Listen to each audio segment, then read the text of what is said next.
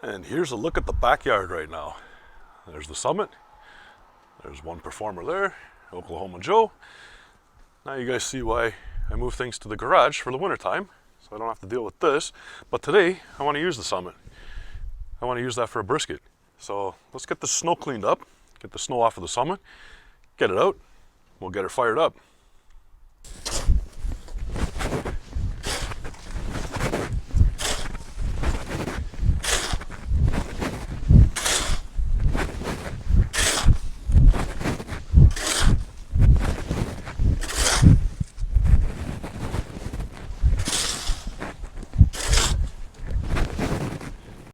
There you go. Just like that, the snow's gone. It's all over there now. I didn't clean these ones off because I'm not using those, so they can stay there like that. But the summit's all ready to go.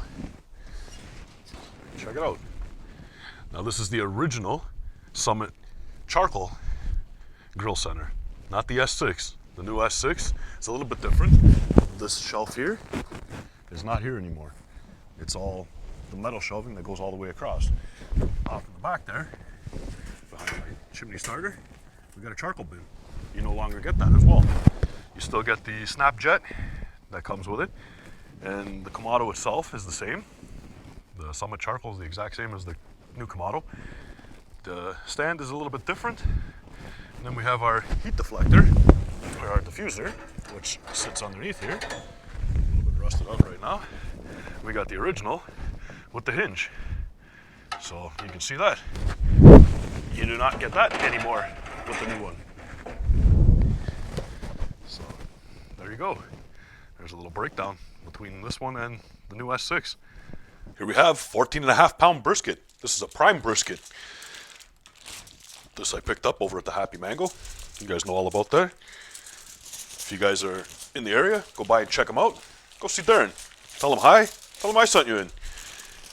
He'll look after you guys. First, get it out of the bag. That off in the garbage there. Next thing we're going to want to do, just loosely pat some of this down. Then we're going to trim it up. Now remember, this is backyard cooking. It's not competition. So you don't have to go crazy.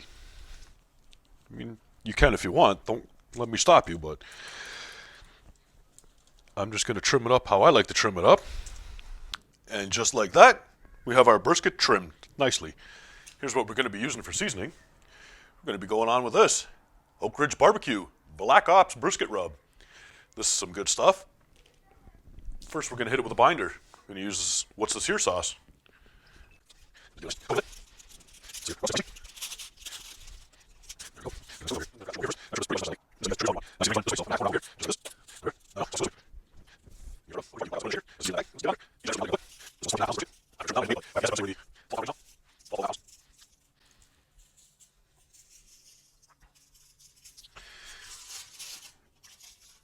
There we go, just like that.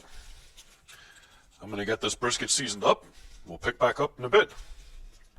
Well, let's get this charcoal going. Let's open our lid. I've already gone ahead and removed the cooking grate from here. I'm going to put my chimney starter in here. Now I'm going to put a few briquettes in here just to get it going.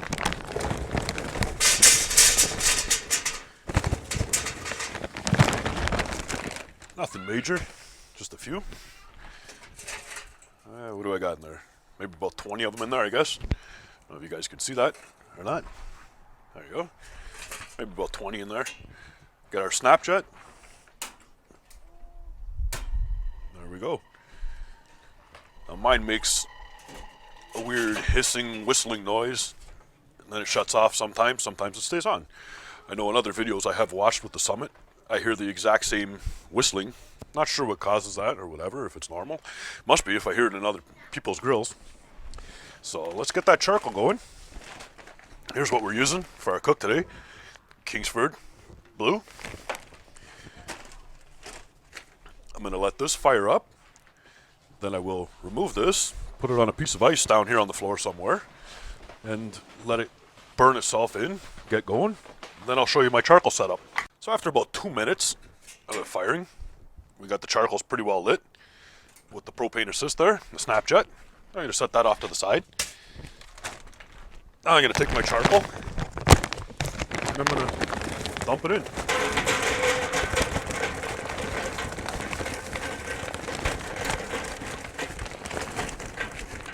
Now I'm not going to be using the full bag this time, only because I know I won't be needing the full bag. That should be good enough right there. Get myself a glove so I don't get my hands dirty spreading the charcoal around now. Now we're just going to spread it off around just like this. I'm actually going to dig a little hole right over here towards the left, which would be your about 11 o'clock on the grill, because that's where I'm going to dump my charcoal, because that's how I seem to figure out this grill burns clockwise around, and it usually starts around the 11 o'clock mark and goes. For this cook here, chunk of pecan, that's what we're going to be using there. I've got a cherry chunk, which I'm going to throw right around this mark over here. And then I got another chunk of pecan, and I'm going to put that right beside the cherry chunk. So I got 3 decent sized chunks.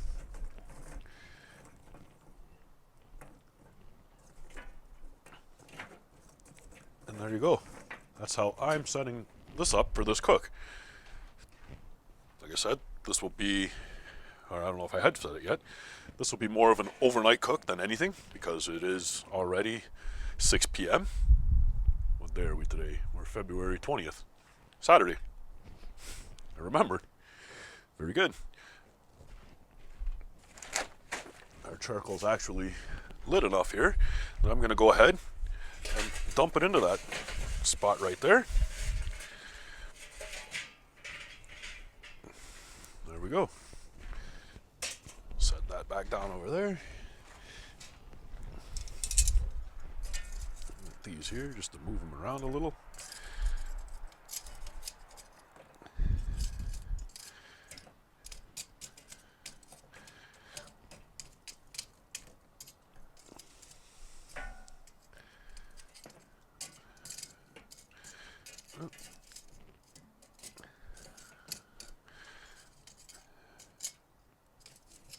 Just like that. That's how you're going to get it going.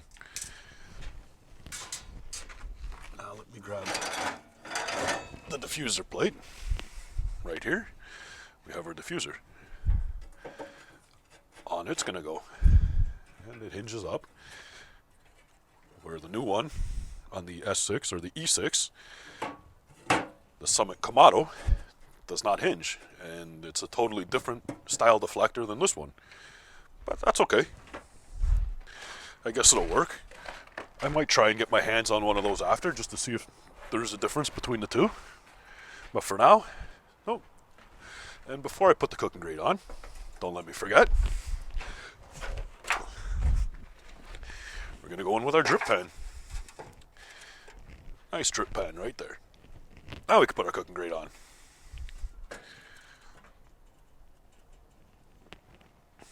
So now, I'm going to go get my Smoke X4 so I can start grabbing a reading. In the meantime, we're going to close the lid. We've got all the dampers wide open so that this can start coming up to temp. I've got my Smoke X4 out, so now we're just going to open that lid up there. We're going to take our grate probe and put it right around there, towards the middle. Right around there and towards the middle.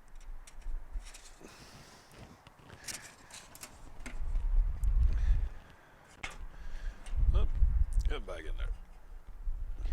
Just like that. And I'm going to take a meat probe while I'm here and stick my meat probe into the brisket while we're sitting right here. And I'm actually going to go in towards the flat on this.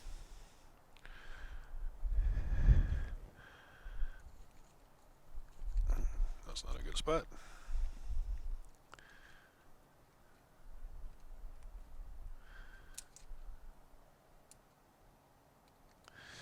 That should be a good spot there. And in case you're curious, there's what the temp's reading right now. 38, 36 in the meat. Let's close this down. Let's start getting it up to temp. So we're at about 200 degrees right now. As we're coming up, we're going to start closing off these vents. What I like to do first is give it a sweep. Give it a sweep. And then we're going to go right here to the smoke setting. So we know our damper is open on the bottom in the smoke position. Right there. I'm going to close the top daisy wheel about halfway. Start dialing in that temp right now. I'm aiming for a range between 235 and 250-ish on this cook. So now we're going to let this start settling in. I'll get that brisket on in a couple minutes. We've been about 5 minutes now since I've adjusted everything. We're in around 220 degrees right now. I'm actually just going to put the brisket on right now and let this grill come up to temp with this brisket on. So here we go. Right over top of our drip pan. We got fat cap down on this cook, just like that. So our brisket's on now. We're going to close up this lid. We're going to let that temperature settle in. I'm going to get the temp stabled in, which should be all stabled in within about an hour. So I'll pick back up in an hour, show you guys what we're looking at with this. After 1 hour, here's what we're looking at. Our grill is sitting at 228. Keeps fluctuating a little bit, a couple degrees still. It's still not 100% settled in, but I can live with that temp. Now let's open this up. Let's see what we got after an hour so far. Look at that. Beauty. Well, let's not keep the lid open too long. Let's close that down. There we go. Let's let this roll. I'll pick back up probably another hour, show you what we're looking at before I get going off to bed. And we'll take care of this in the morning also. And another hour has passed us now. We're sitting in there at 238 degrees. Let's take a look. There we are. Look at that. This is looking good. So this is 2 hours in right now on this cook. I figure we got another 8 to go. 6 to 8 anyway. So I'm going to cut this off here. I'm going to be heading off to bed, and I'll pick back up in the morning unless I've had something change during the overnight. So I'll see you then. So we're now 3:45 in the morning. It's Sunday, the 21st of February. Here's what we're looking at. This brisket is almost done. Just going to give it a little spritz.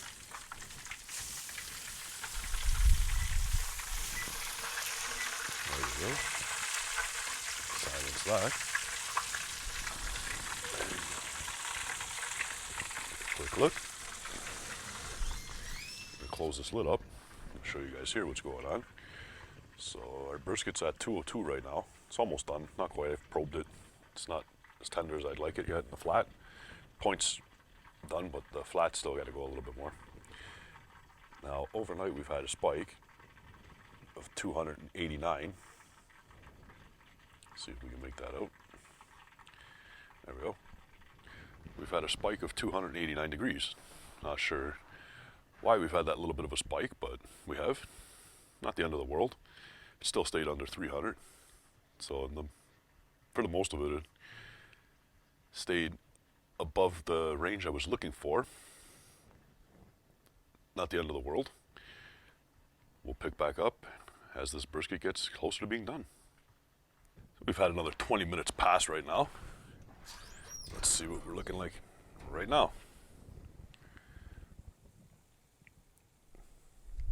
Still looking good. Let's go ahead and probe this. That's probing a lot better.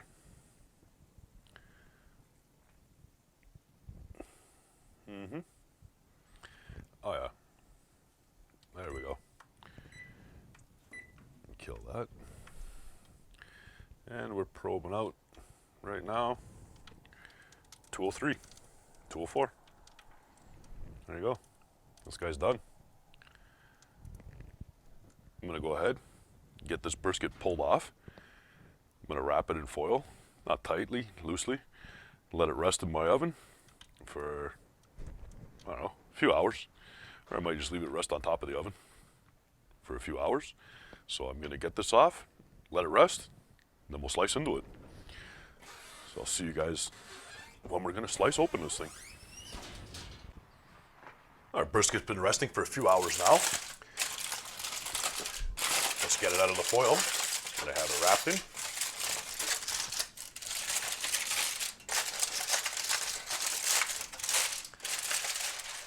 Nice and warm still. There we are, our brisket. Right there, done.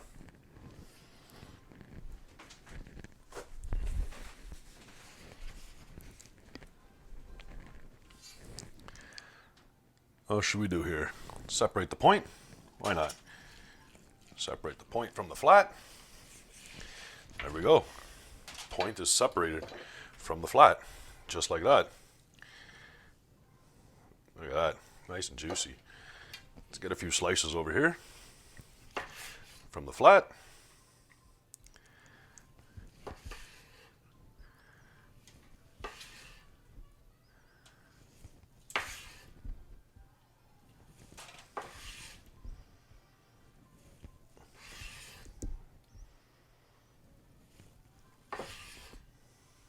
And there we are.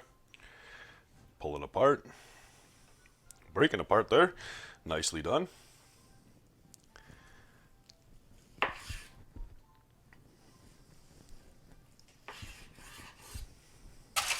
See what we ended up with here. There we go. Breaks apart nice.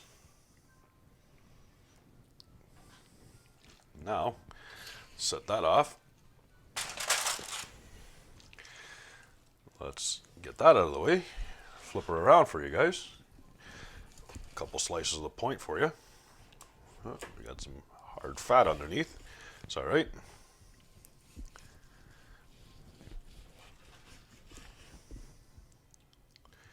There we go.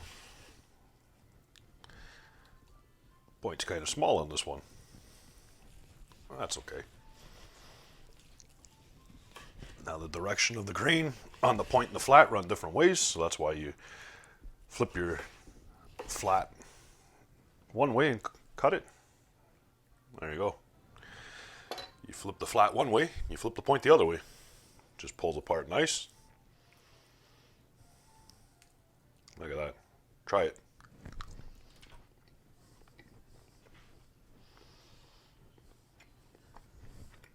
It's good brisket. Piece of flat.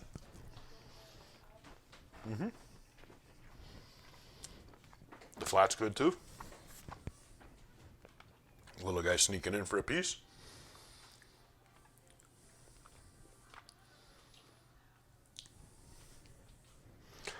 Well, there we go.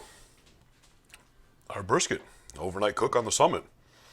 So we started our summit up at 6 o'clock. By the time it was all ready and everything, got the brisket put on, it was 7 o'clock.